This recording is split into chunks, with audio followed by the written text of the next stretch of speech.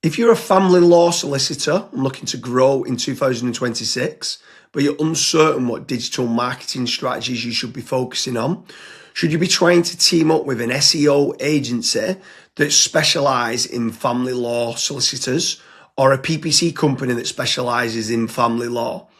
With regards to lawyers and barristers and solicitors, what is the best route forward? Today I'm joined with Kasra, and before we get into the digital marketing strategies for family law solicitors, what bit of advice would you give? Yeah, so the biggest piece of advice that I would give to family law solicitors is making certain that you're tracking profitability. You want to know exactly how much money you're spending every month on digital marketing. You want to know how many leads have come in, where the leads have come in from, and what the quality's been like as well for those leads. Once you have all of those figures in place, you can very predictably scale certain campaigns up if they're working for your company, or you can switch certain campaigns off as well. So, James, for family law solicitors, what are some digital marketing strategies that you would recommend? Branding or brand SEO and making certain that you're looking good online, you've got a strong reputation.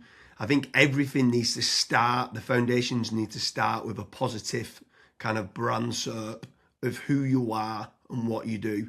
So a SERP stands for search engine results page, and getting that branding right across the board then can lead on to other things of what you can be doing. It will improve your conversion rate on paid ads or social media. Any leads that you get in, the conversion rate would be good. If at the 11th hour they're going to decide who you're going to go with, branding I think becomes very, very important. So I'd say that's the first thing that people need to get right for all digital marketing strategies. My next strategy is going to be AI visibility. I feel like more and more companies are actually looking into this. So, what does ChatGPT, Claude, Gemini, Grok, Perplexity say about your brand or about your business? Is it a positive thing or is it a negative thing? And also trying to figure out what it says about your competitors as well. And obviously trying to improve that's really important. Some people call it AI SEO, some people call it GEO, some people call it LLM optimization. But this is going to be a big thing in 2026 and also in the years to come as well. Yeah, I think that's a huge strategy that people need to be looking at with regards to artificial intelligence. More and more people are obviously using AI. The next one for me is filling in the form at FatRank or Promo SEO, which do a commission-based lead generation service for UK companies looking to grow. I think it's important to be looking at your own digital marketing efforts to generate your own leads, but also if you can use some freelancers and outsource some as well, you've got that diversification of leads. So head on over to fatrank.com, fill in the form and see whether they can help you with a no risk supply of inquiries. Promise you'll also do a very similar performance-based lead generation service as well that you might want to fill in the form with there, and just double check whether you can go and get a third party lead generation company to top up and start generating you some leads for your business to grow in 2026. Yeah, and then next on the list is Google Business Profiles, so Google Map listings. This is like local SEO where you basically just try and get more reviews. You build out your Google Business Profile in your local area. Now, there's pros and cons to this. I think the biggest pro is that once it is actually ranking, you're going to be consistently generating leads.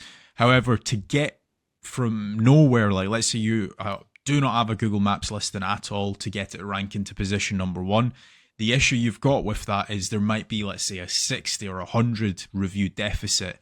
And to obviously get those reviews, you need leads. So it's one of those things. It's like the chicken and the egg. I for one just think it's good for personal branding or for branding of your company. So always try and get the Google Maps listing, but you should always know the pros and cons to it as well. Yeah, for certain. If you're in a local area, you want to try and get those local maps listing. For me, you need to be omni-channel and omnipresent. Yeah. I think the next part is SEO in general, so organic SEO. Can you be building up your website to try and get your website ranking better?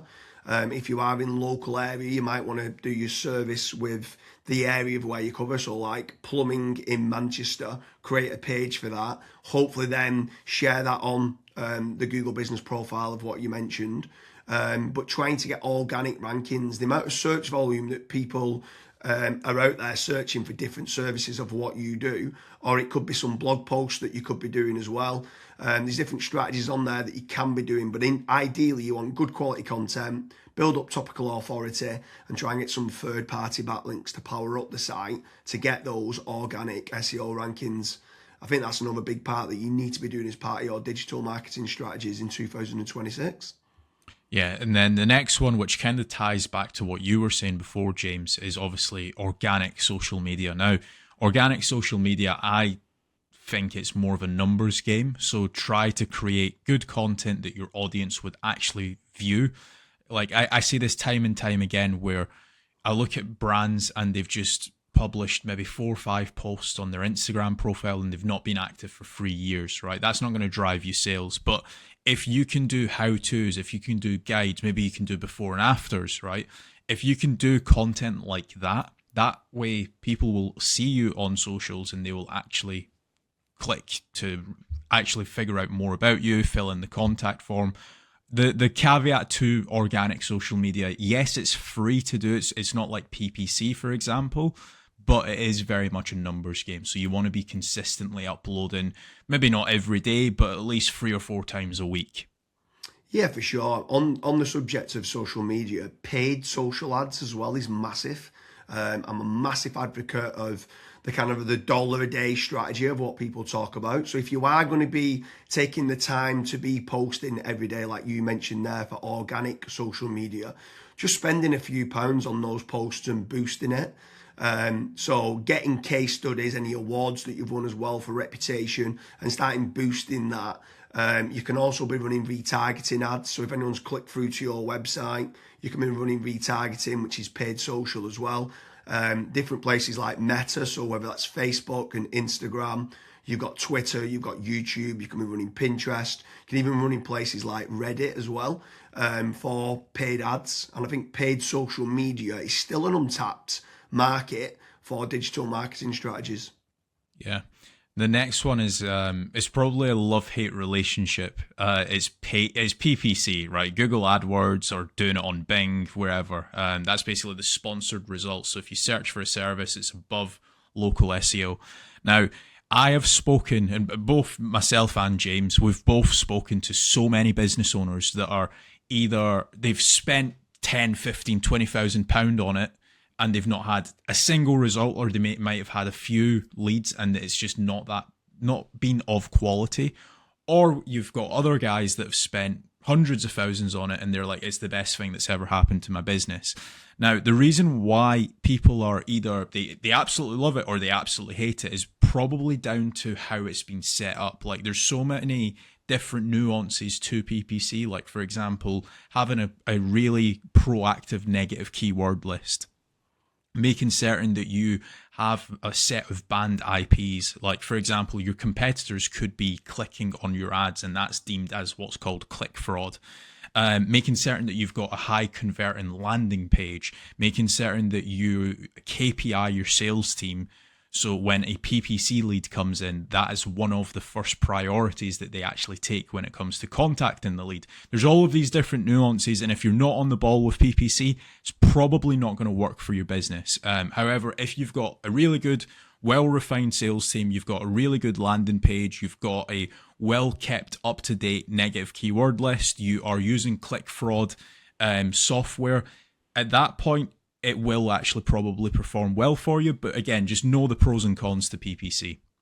Yeah, for sure. There's certainly pros and cons. There's benefits of using it to get instant leads. But like you said, the amount of people that we speak to that have burnt a lot of budget and not had the inquiries and stuff that's come through as part of the digital marketing is pretty scary.